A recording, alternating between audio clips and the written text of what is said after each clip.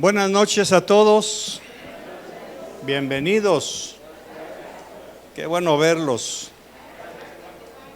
Muy bien, tengan la bondad de ponerse de pie.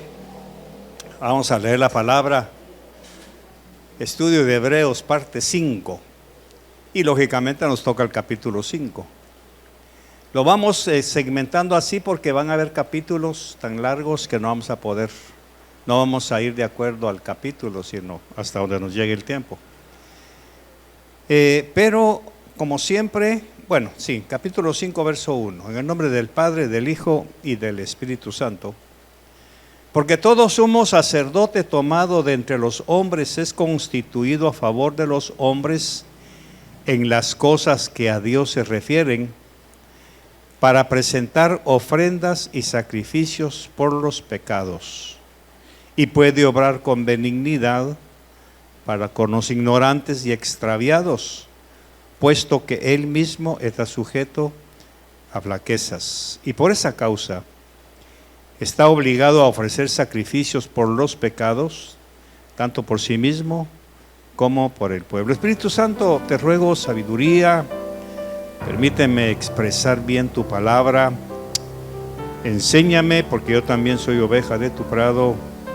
Y bendice este precioso rebaño que no se está perdiendo ninguna de las enseñanzas de esta clase. Bendice sus vidas, guárdalos y cuídalos, protege sus casas, sus familias, sus hijos. Y que esta próxima fecha que el mundo celebra, que Señor no haya ningún ataque contra tu pueblo. Muchas gracias por esta noche.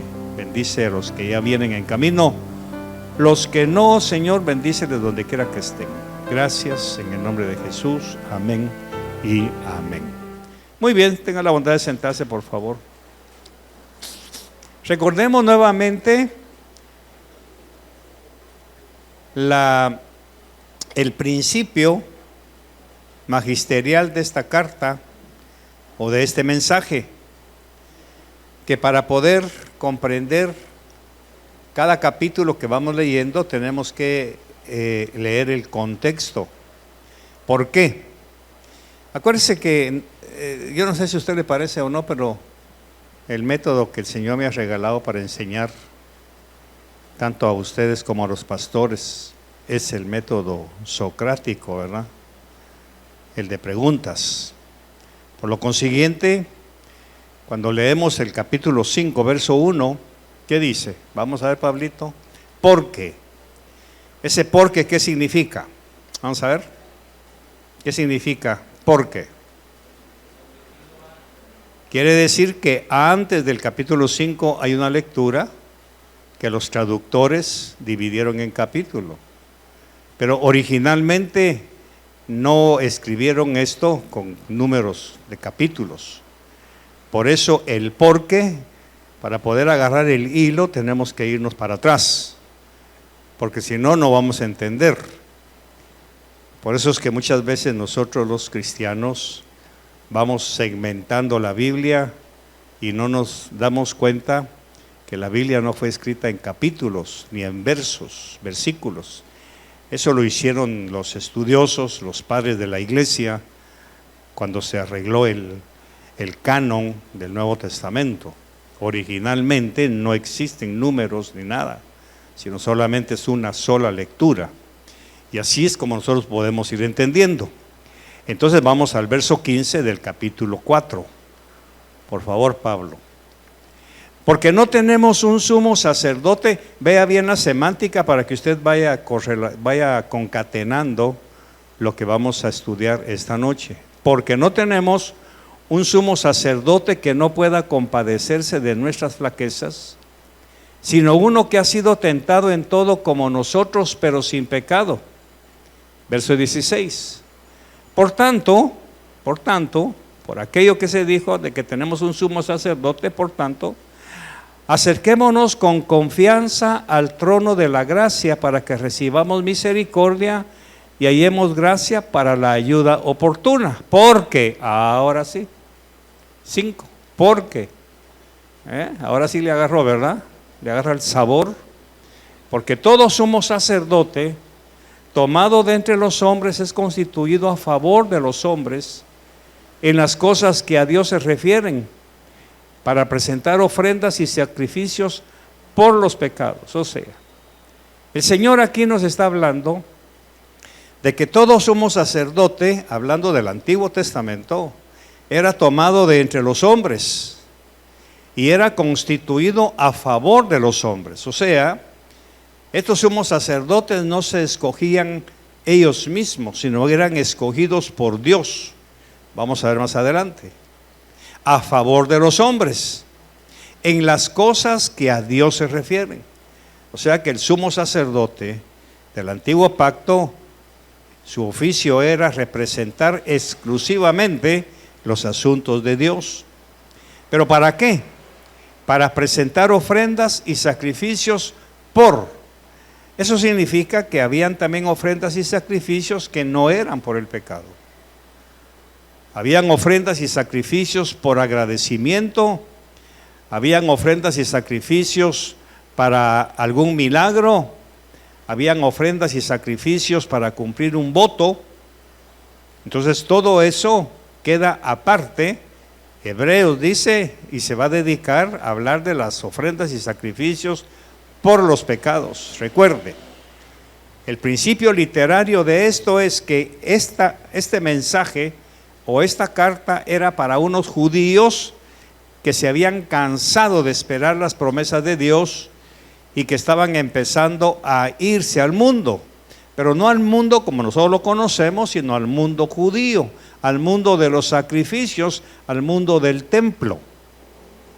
Hay que tener cuidado de que nosotros contextualicemos la Biblia o estas cartas de acuerdo a nuestro tiempo.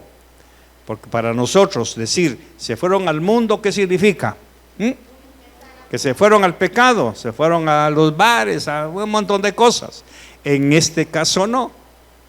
Cuando ellos retrocedían y se iban al mundo, significa al mundo judío de la ley, de los sacrificios.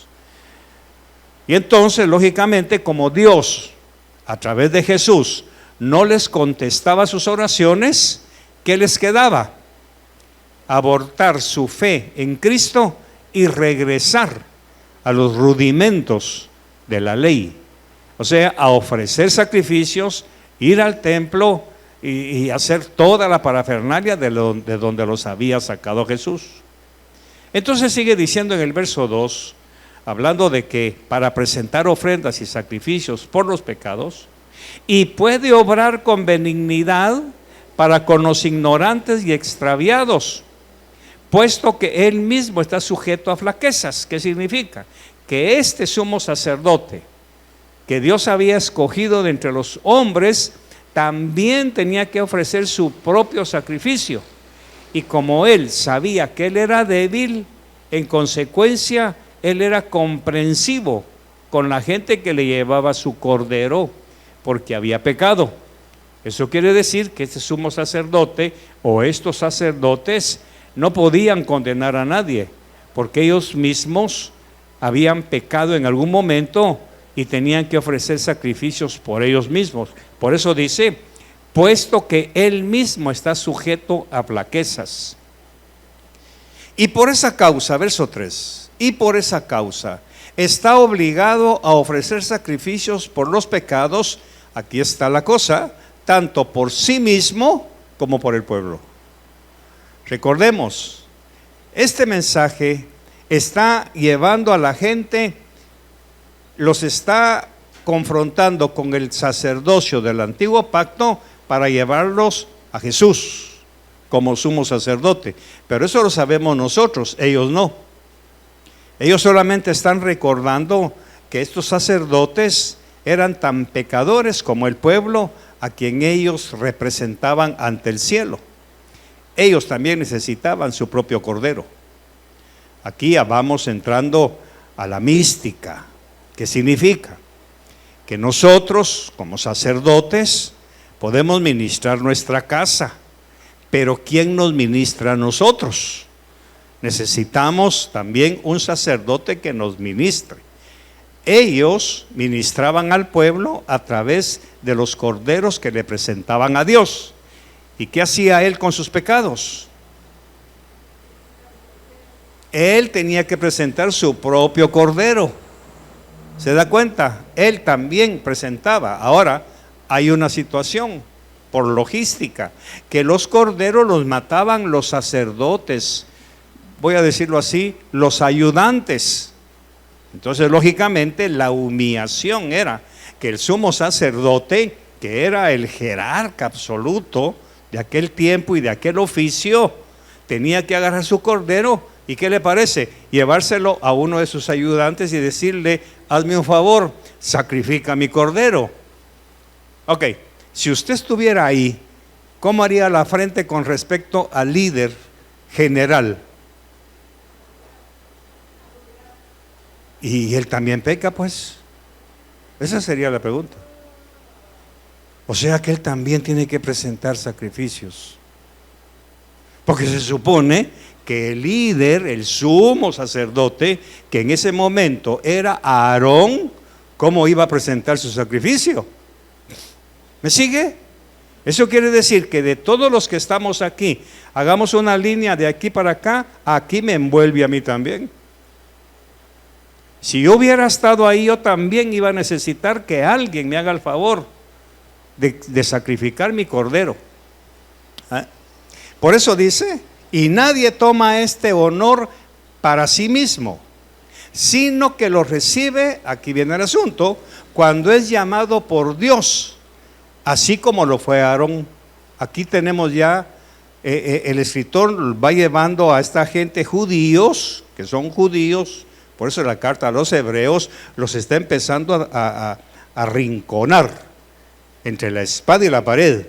Ellos no se escogían a sí mismos, eran escogidos por Dios, así como el Señor escogió a Aarón. Vamos a ver, aquí tengo mis notas. Sí, veamos Éxodo 13:2, por favor, Pablito. Esto no te lo puse, pero me vas a tener que ayudar. Éxodo 13:2. Ahí vamos a ver algo muy interesante. Conságrame todo primogénito, el primer nacido de toda matriz entre los hijos de Israel, tanto de hombre como de animal, me pertenece. Ahora veamos Números 3:40, por favor. Conságrame todo primogénito. Fíjese pues, no se olvide de eso. Entonces el Señor dijo a Moisés: cuenta a todos los primogénitos varones de los hijos de Israel de un mes arriba y haz una lista por sus nombres. Ok, aquí ya viene el problema evangélico. Todo primogénito es llamado por Dios para ser sacerdote. Ok, ahora aquí voy a tener que usar el dedo.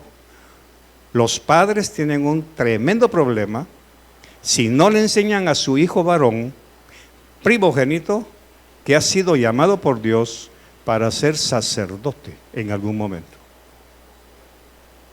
¿Qué tal? Eso quiere decir que el primogénito, el que rompe matriz, es dedicado exclusivamente a Dios. Pero como usted no sabía eso, educó a su hijo para ser inteligente, ingeniero, arquitecto, abogado, doctor, y nunca le enseñó que con el devenir del tiempo, cuando se case, él iba a ser, ya había sido llamado por Dios desde antes de nacer para ser sacerdote de su casa. He ahí el fracaso de la iglesia evangélica. Porque esto nunca nos lo enseñaron antes de ser padres. Por eso muchos de los que estamos aquí, que fuimos primogénitos, no sabemos nada de lo que es representar a Dios en nuestra casa. Pero como usted ya lo está aprendiendo, ahora le toca a usted ir a su casa y decirle: mijito, usted no puede hacer eso. A usted no se le permite. ¿Pero por qué, papi? ¿Qué aquí, qué allá? Porque sobre ti. Veamos nuevamente Éxodo 13:2, por favor, Pablito. Éxodo 13:2. Conságrame. ¿Qué significa conságrame? Es lógico. No hay para qué darle vueltas a esto. No hay que irnos al diccionario de la Real Academia. Todo primogénito es consagrado. Y aquí es en donde la familia está fallando. Porque el primogénito es todo menos preparado a ser sacerdote. No sumo, sacerdote. Por eso tanto pleito entre Jacob y Esaú. Por eso tanto pleito en el Antiguo Testamento por la primogenitura. ¿Ve?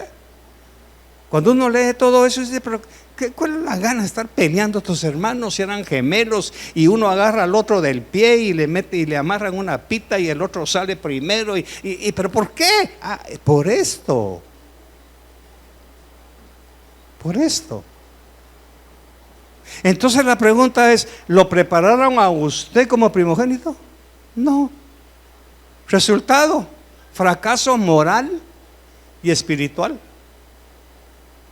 Pero como hablamos ahorita de los principios semánticos de la carta, pero hay una solución. Están los nietos. Están los nietos. Por eso le voy a decir algo. Generalmente el primer hijo, el primogénito, es el que más problemas da. La pregunta es ¿por qué? Porque como Dios lo escogió, el diablo lo va a tratar de sacar. Y lo hace rebelde, malcriado, abusivo, consentido. Todo, menos prepararlo para el sacerdote. Porque sobre él hay un llamado. No fue ni el papá, ni la mamá, ni el pastor. Fue Dios. Conságrame. Pastor, pero fíjese que en mi casa la primera fue mi hermana. Pues sí. Pero como es el varón, le tocó al varón. Hasta ahí voy a llegar. Aquí hay mucho que enseñar todavía, pero por eso me detengo aquí. ¿Le enseñaron esto a usted para que prepare a sus hijos? No, por eso es que el diablo, así que disculpe con la expresión callejera, por eso se los ha llevado el diablo. Precisamente por eso. Y porque usted como padre o como madre no se los ha arrebatado al mundo. Y eso es una pena y una vergüenza delante de Dios. Ok.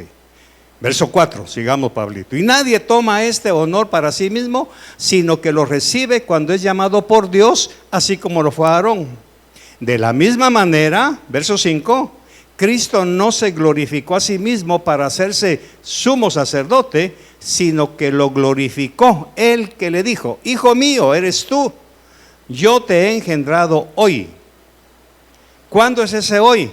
Cuando Cristo resucita, ahí recibe el título de haber sido engendrado. ¿Dónde lo engendró el Padre? En la tumba. Ahí, por decirlo de alguna manera, en la resurrección, Cristo es coronado como sumo sacerdote. Ahora, ¿por qué? Porque Aarón era sumo sacerdote según la ley terrenal. Ahí muere el sacerdocio de Aarón y empieza el de Cristo. Porque Aarón murió, ¿y qué pasó? ¿Se quedó muerto? ¿O resucitó? ¿O estoy equivocado yo? Tal vez usted lo encontró resucitado y yo no. ¿Me estoy explicando? El sacerdocio arónico venía funcionando en el templo, de ahí venía funcionando a través de todos sus descendientes. Por eso cuando usted lee que los sacerdotes entraban, dice, según el orden de Abías, según el orden de aquí, según el orden de allá, porque todos venían de la línea de Aarón, de la tribu de Leví. Cuando Cristo viene y muere, en ese momento hay un impas. Cuando Cristo resucita, el sacerdocio de Aarón se termina y brota el sacerdocio de Cristo. Verso 6. ¿Cuál es el sacerdocio de Cristo? Ahí está, léanlo. ¿Y quién es Melquisedec? ¿Se da cuenta?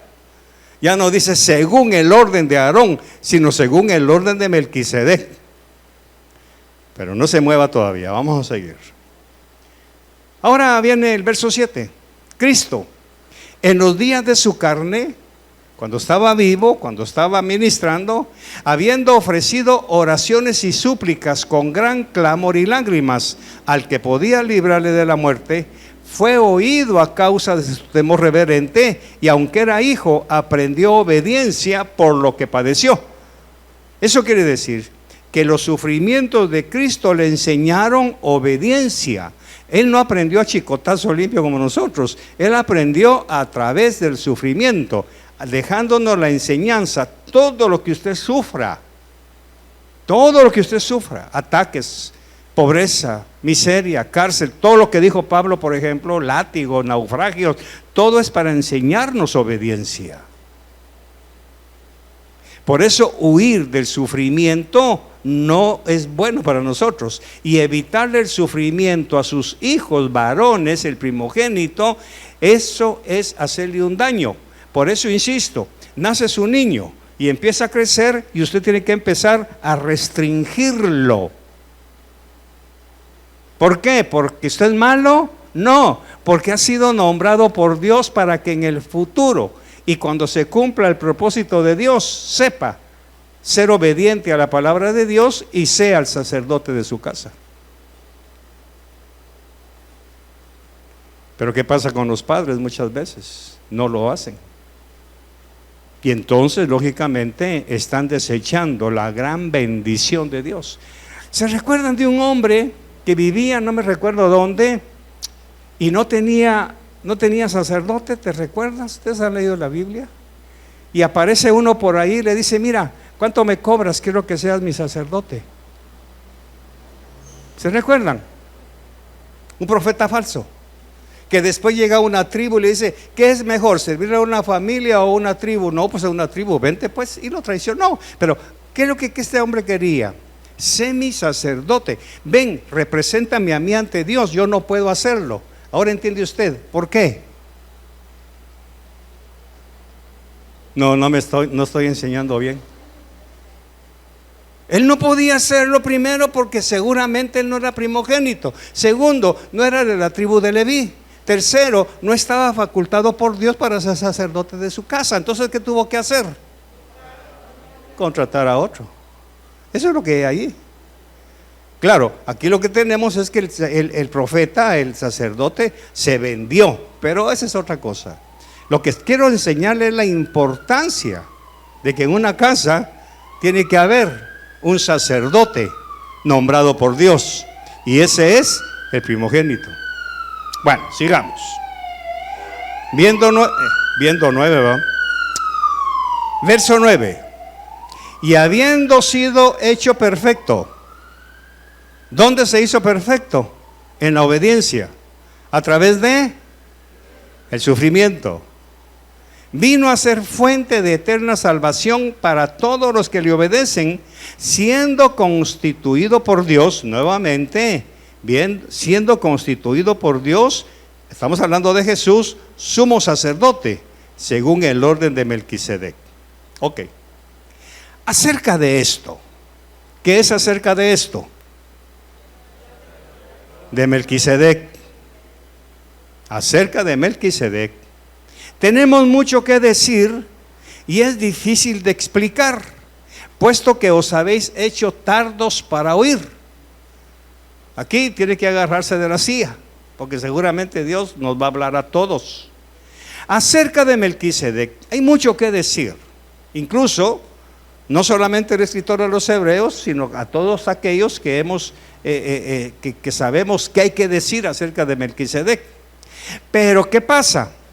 No se puede explicar ahorita. ¿Por qué? Ahora, recordemos, esto no es para usted. Se supone, y espero que usted no entre aquí, pero por aquello de las dudas, hoy va a saber por qué para usted va a ser difícil entender el misterio de Melquisedec. Puesto que os habéis hecho tardos para oír. ¿Qué significa? Que su corazón, nuevamente levante el dedo, su corazón se endureció. Todo lo cuestiona, todo lo analiza, todo lo quiere entender y todo lo desecha porque usted no lo entiende. Eso es, os habéis hecho tardos. Quiere decir, empezaron a declinar de tal manera que empezaron a analizar la palabra y perdieron la fe. Al perder la fe, ya no pudieron entender. Por lo consiguiente, dice el escritor, y si no entienden, ¿cómo les voy a hablar de Melquisedec? Entonces, el problema no era hablar de Melquisedec. El problema no era enseñar de Melquisedec. ¿Y por qué es tan importante? Porque Cristo absorbe el ministerio de Melquisedec para su sacerdocio eterno. Pero ahora vemos, el problema no era Melquisedec. ¿Cuál era el problema, licenciado? Que ellos no estaban entendiendo. Ahora preste atención a algo muy interesante. Acerca de esto tenemos mucho que decir y es difícil de explicar. Puesto que os habéis hecho tardos. ¿Cuándo se hicieron tardos? O sea, ¿cuándo se hicieron lentos? ¿Cuándo? Cuando empezaron a cuestionar la palabra. Ahí el corazón se endurece. Cuando usted empieza a cuestionar la palabra. ¿Y por qué tengo que hacer esto? ¿Y por qué tengo que obedecer? ¿Y por qué tengo que esto? ¿Y por qué? ¿Y por qué? ¿Y por qué? Esos porqués van endureciendo su corazón. Recuerde que el corazón en la Biblia está en la mente. Va endureciendo su corazón hasta que llega el momento en que usted ya no entiende nada. Y si no entiende los rudimentos que vamos a ver más adelante, ¿cómo va a entender lo de Melquisedec? Eso que usted tiene que cuidar muchísimo su fe. Por eso dijo Pablo más adelante, cuidad una fe tan grande, una salvación tan grande, cuide su fe. Si Dios no le contesta algún milagro que usted quiere, alguna respuesta que usted quiere, no culpe a Dios. Dele gracias porque en ese momento de negativa está tratando con usted y le está enseñando a ser obediente. Esta gente se fue endureciendo. Hubo un tiempo en que ellos no estaban endurecidos, todo lo creyeron, todo lo aceptaron. Pero ¿qué pasó con el tiempo? Cuando el evangelio empieza a apretar y apretar y apretar y los milagros ya no vienen tan fácilmente, ahí es en donde la mayoría endurece su corazón, ya no entiende nada. Y si no entiende, ¿para qué le vamos a explicar? Eso está diciendo. Se lo demuestro. Verso 12. Léalo usted en voz alta, por favor.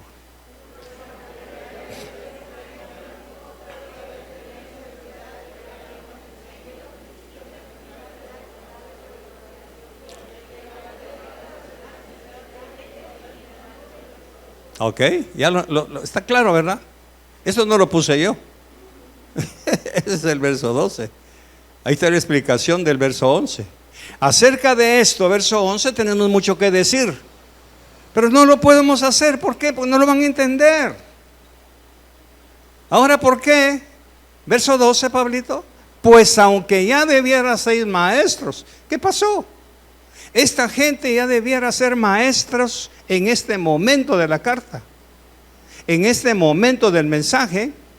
Pero ¿qué sucedió? Tuvieron que volver a empezar a escuchar la leche. Ahora aquí tengo que ser claro y directo. Algunos de ustedes ya no entienden la enseñanza, ya no. Porque ya se endurecieron, ya viven sus propias vidas, ya no se rinden a la palabra, ya no hay cambios, ya no hay transformación, ya no hay asimilación. Y entonces el Señor va a tener que regresarlos a algún lugar de su reino para volver a darles leche y no alimento sólido. Este problema. ¿Y todo por qué? Por amor.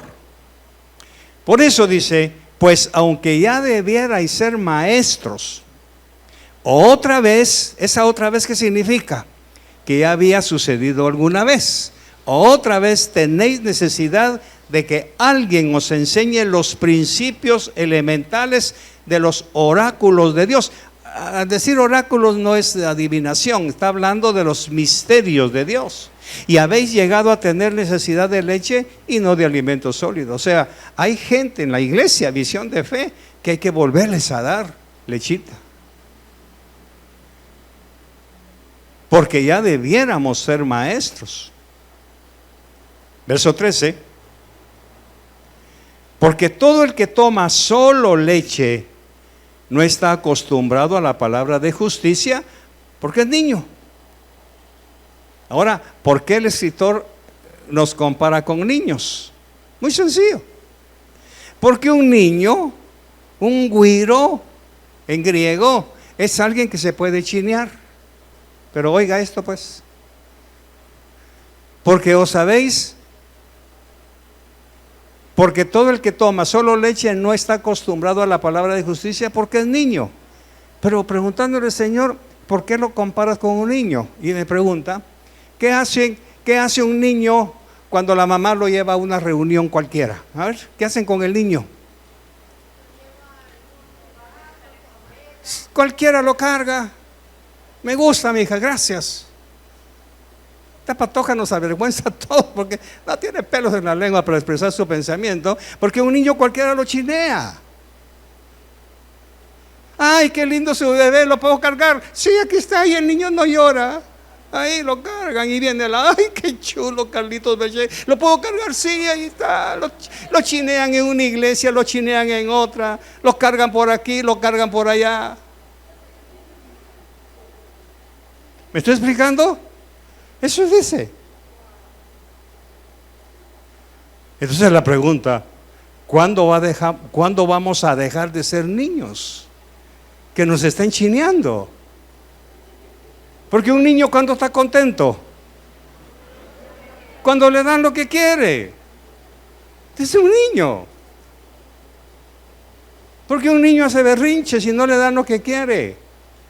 Un niño no soporta un trozo de carne, no, hay que darle leche. Y la iglesia, lógicamente, mi congregación, que es donde yo enseño esto, está llena de niños. Por eso no vienen, por eso no oyen la palabra. Se les quita un privilegio y como niños hacen el berrinche. Se les quiere dar privilegio y como niños hacen berrinche. Porque el niño no sabe lo que quiere. Cualquiera se lo lleva, cualquier iglesia, cualquier pastor, cualquier congregación, cualquier ofrecimiento, quiere un dulcito, ¿qué hace el niño? Lo agarra. Y si le dan un cuchillo, ¿qué hace el niño? Lo agarra, él no discierne. Entonces, ¿de qué debemos cuidarnos, hermanos? Contéstame tú, ¿de qué debemos cuidarnos? De no ser niños. Madurar, oír la palabra, asimilarla. Por eso dice, necesita de alguien. Verso 12, Pablito, por favor. Pues aunque ya debierais ser maestros, otra vez tenéis necesidad de que alguien, ¿quién es ese alguien? El maestro, el pastor. Ahora aquí viene algo muy interesante. Todos ustedes, a mi parecer, estoy hablando, como dice Pablo, estoy hablando yo, no el Señor. Muchos de ustedes ya debieran ser maestros. Ya debieran ser maestros. ¿Pero por qué no lo son? Son niños. Porque según muchos no pueden ser maestros porque no se les da el púlpito. Entonces dejan de ser maestros, se convierten en niños berrinchudos.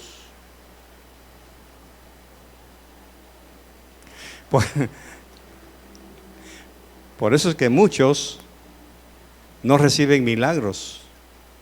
Porque un niño da gracias, hermano, por un milagro recibido. No. Él sencillamente agarra la leche, agarra el biberón, se toma la leche, se toma la papilla, porque alguien tiene obligación de darle. El maestro no. El maestro siente la obligación de dar. Nace en él la necesidad de dar lo que ya le dieron. Ahora viene Pablo y nos dice: dad de gracia lo que de gracia recibiste. Entonces regresemos al verso 13. Porque el que toma solo, y esa palabra solo aquí en la Biblia mía está en cursivas, quiere decir solo leche. No está acostumbrado a la palabra de justicia, porque es niño. Por eso Pablo, hermano, bueno, Jesús nos dijo: las cosas que yo hago ahora no las entiendes. Porque ¿en qué calidad estaban los apóstoles en ese momento? Niños. Pedro, ¿qué le dijo? Yo no te voy a negar, Señor, yo contigo voy hasta la muerte. Pedro, por favor, voy a traducirlo. Crece, Pedro, crece. ¿Cómo me dices que no vaya a la cruz? Si a eso vine. Otra vez, Señor, contigo voy a la muerte. Yo no te voy a negar. Pedro, hombre, no seas niño, me vas a negar. Pórtate como hombre. Por eso al final, ¿qué le dijo? Mira, me han pedido tu alma para zarandearte, porque la única manera de convertirte en hombre, ¿cuál era? Zarandearlo. ¿Se da cuenta? Porque todo el que toma solo leche no está acostumbrado. Por eso la iglesia está, hermano, todavía está en pañales. 2 que 3, de repente algún pábilo agarra fuego. Y si no alimenta bien su vida, se consume. Aquí hay gente que ya se consumió, ya su pábilo ya se apagó.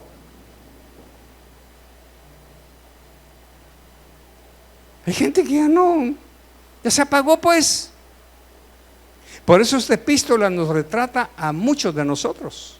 Y yo tengo que mantener mucho cuidado de que mi pábilo no se apague. ¿Y cómo lo logro? El Señor me ayuda. Primero, tengo una esposa que me aprieta. Segundo, mi propia disciplina para leer la palabra. Pero no solo para leerla, sino para ver qué estoy haciendo mal con respecto a ella. Ya les he enseñado que cuando se lee la Biblia hay un diálogo entre usted y la palabra, y llega un momento en que usted tiene que decir cuando lee, por ejemplo, por eso les pido que por favor a veces lean en voz alta y usted diga: chanfle, si aquí estoy ahí, si cualquier cosa me enoja, estoy puro cipote, hombre, Señor, perdóname. Para eso es el propósito. Quizá por eso en este lugar, a través de su servidor, el Señor me permite usar ese sistema socrático, es decir, ¿qué dice la Biblia? A ver, preguntando, y como no estamos acostumbrados a eso. Eso es lo que usaba Jesús. ¿Qué os parece? ¿De quién es el Hijo del Hombre? Preguntaba Jesús. Él usaba ese sistema. Porque recuerde que Jesús vino en un momento en que el sistema griego había abarcado toda la nación de Israel. Muchos judíos habían dejado sus principios para convertirse a la cultura griega, que eran los judíos helenistas. Platicaba con Vladi uno de estos días de eso precisamente, y algún día lo voy a enseñar. Cómo el pueblo de Israel fue conquistado por Alejandro el Grande y les metió toda la cultura griega. Cuando Jesús aparece, ese sistema estaba vigente. Por eso él fue el único que utilizó ese medio para enseñar. Vamos a ver a qué comparar el reino de los cielos, y empezaba a buscar. O si no, preguntaba: ¿ustedes qué opinan? ¿De quién es el hijo? ¿De quién es el Mesías? Entonces ellos sabían. Pues de David. ¿Y David hijo de quién es? Ah, pues de Isaí. ¿Isaí de quién es? ¿Hijo de quién es? Ah, pues de Booz. ¿Y Booz de quién es? ¿Booz con quién se casó? Con Ruth. ¿Y Ruth quién era? Una moabita. Pero Levítico decía que ningún moabita podía entrar al reino, al pueblo de Israel. ¿Qué está haciendo Ruth metida en el pueblo de Israel? Y sobre todo, que de ahí viene la línea de Jesús. Explíquenme. Y todos arrugaban la frente, porque los obligaba a pensar. El problema es que los evangélicos del tercer siglo no pensamos. Estamos acostumbrados a que alguien se pare aquí y nos diga, amén. Digan amén, pues, amén. ¿Pero amén a qué? Como hace años había una hermanita que le decía a su esposo, renuncie mi amorcito. ¿A qué? A usted solo renuncie. Va, pues renuncio. Pero no sabía ni a qué.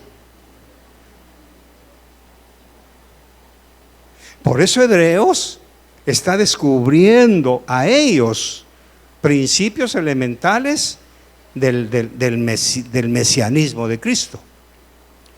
Verso 14. Pero el alimento sólido es para ¿quiénes? Para los adultos, no para los niños, para los adultos, los cuales por la práctica tienen los sentidos ejercitados para discernir el bien y el mal. Eso quiere decir que estos hebreos que estaban regresando al judaísmo religioso, farisaico, se habían convertido en niños.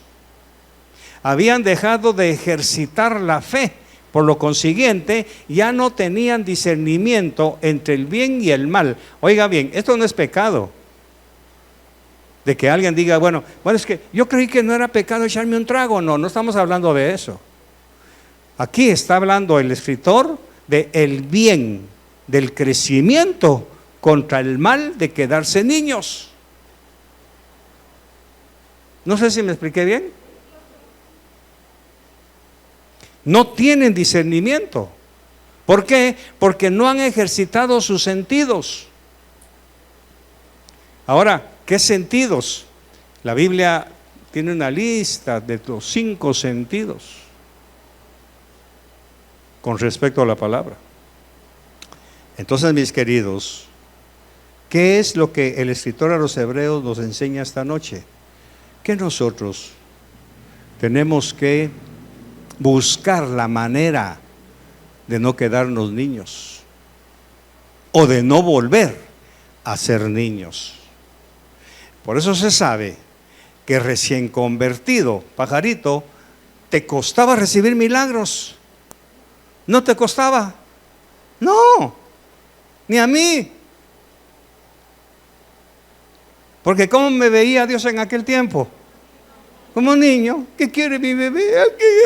Aquí va.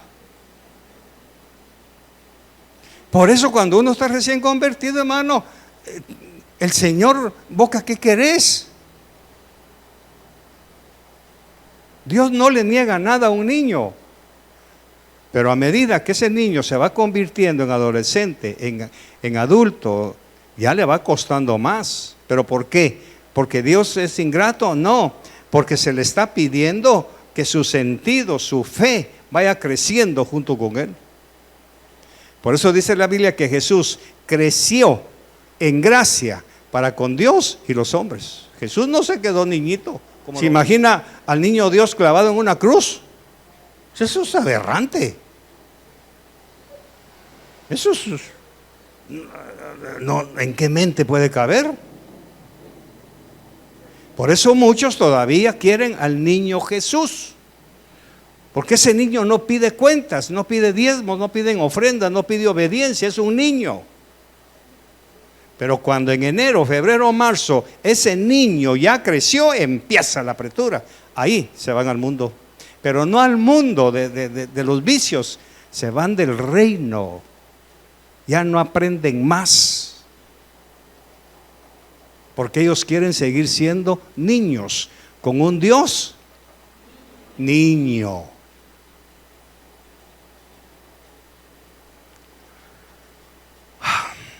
Los amo. ¿Está usted en la edad adulta o todavía es niño? Por eso hay tanto pleito en la iglesia. Hay tanta ausencia en la iglesia. No terminamos de crecer. Por eso es que cualquier viento de doctrina se lleva a los niños. Ay, qué chulo su niño, ¿me lo presta? Sí. Cualquier religión, cualquier culto, cualquier iglesia, cualquier congregación, nunca crecen. Y los resultados: fracaso moral, pérdida de fe, fracaso espiritual. Incluso luego sea algo, algunos son buenos para predicar, maestros de Biblia, pero envueltos en unos pecados horrendos, borracheras. Solo piense usted, ¿cómo es que un siervo de Dios se emborracha? Pues piense, ¿qué hay que hacer para hacer eso? Niño. Ahora, ¿estaré yo expuesto a ser como niño otra vez? Sí. Sí. Y debo confesar, y le abro mi corazón, a veces me porto como niño cuando veo que alguien no crece. Cuando veo que alguien se va eclipsando poco a poco, se va eclipsando, me convierto en niño y me empiezo a enojar, por así decirlo, no contra esa persona, sino contra sus actitudes. Y yo digo, ¿pero qué le pasa? ¿Cuántos años oyendo palabra? Y de repente perdió el brillo, perdió la unción, perdió el fuego, perdió el ímpetu, perdió lo intenso que es la palabra de Dios, lo perdió. Y de otros me duele como niño, porque veo que no crecen en absoluto, 20 y pico de años en el mismo lugar, en la misma silla, en la misma actitud. Ahora ya no lo digo porque ya al fin ya maduré. Pero todavía hace meses atrás ya salude a alguien, hombre. Salude. Hasta que el Espíritu Santo me dijo, mira, el problema no está con ellos, el problema está contigo. Que tú los quieres obligar a hacer algo, que esos niños, vaya y salude. No, vaya a saludar. Le digo, no, es que el cipote no quiere saludar, algún miedo le tiene. ¿Cuál es el miedo de saludar a los hermanos, hombre? No que, amén, por allá por la chulona.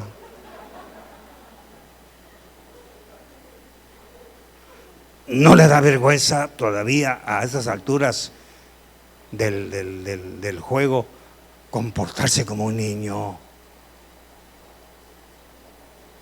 No nos da vergüenza que Cristo no logra venir porque la iglesia sigue siendo niña. Ahora no voy a la iglesia porque mucho tráfico. Por eso hace años, ¿qué fue lo que enseñé?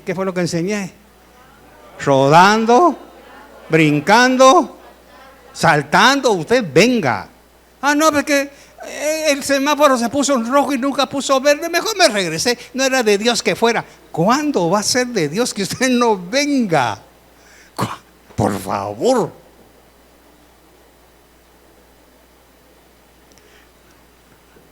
No se pongan colorados, porque a veces a mí me dan ganas de no venir. Y yo decía, sí que no, pero después el Espíritu Santo, mi chiquito, ¿no quieres ir? Y solo veo que el Señor se pone la mano figuradamente en el cincho. No, Señor. Voy. Ya al venir aquí el fuego me consume, gloria a Dios. Pero no para matarme, sino...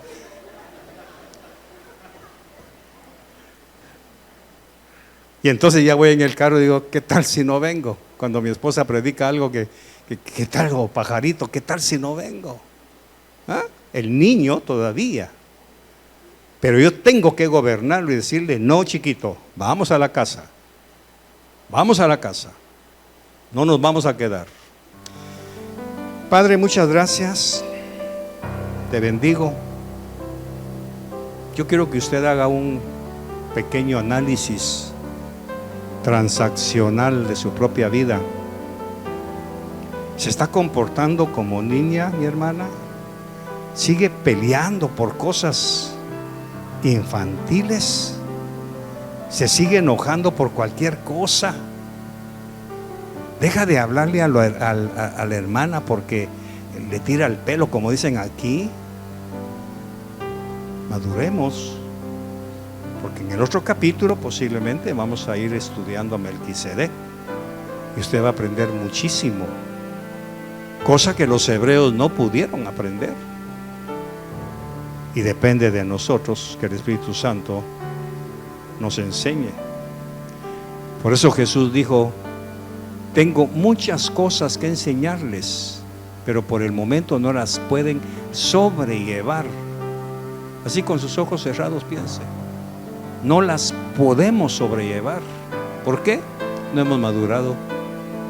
Nos vamos a hacer daño, nos vamos a hinchar, nos vamos a sentir sabelotodos, y eso no es lo que busca la palabra. Señor, bendigo la ofrenda de tu pueblo. Te doy gracias por proveer para las necesidades de esta preciosa congregación.